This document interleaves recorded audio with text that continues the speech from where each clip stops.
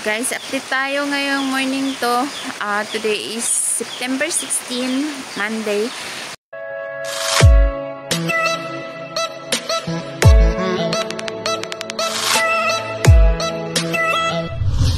Ayan, maulan pa rin po guys. Tsaka suspended na rin po yung klase dito sa Negros, dito sa Tambolan.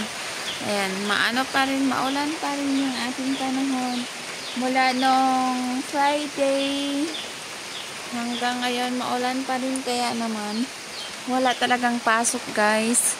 Kaya naman mga taong ako kakagising, ay kanina pa ako nagising past 5, pero hindi ako bumangon kasi ang lamig talaga ng panahon. Tapos nakaano tayo, baloktot. Baloktot sa sobrang lamig. Tapos papakita ko sa inyo guys yung aming paligid. Ayan na po yung paligid namin guys. Sobrang yung tubig sa palayan, marami na. Kasi dati yan wala masyadong katubig-tubig.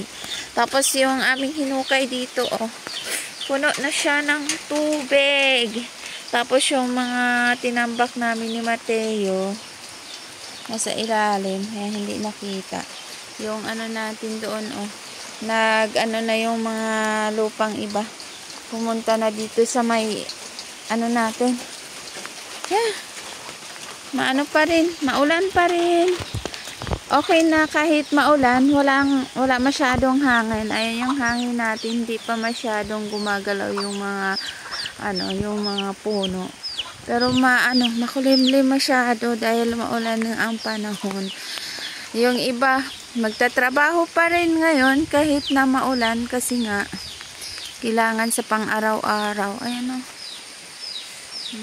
pa rin yung ating panahon. Masama pa rin yung panahon.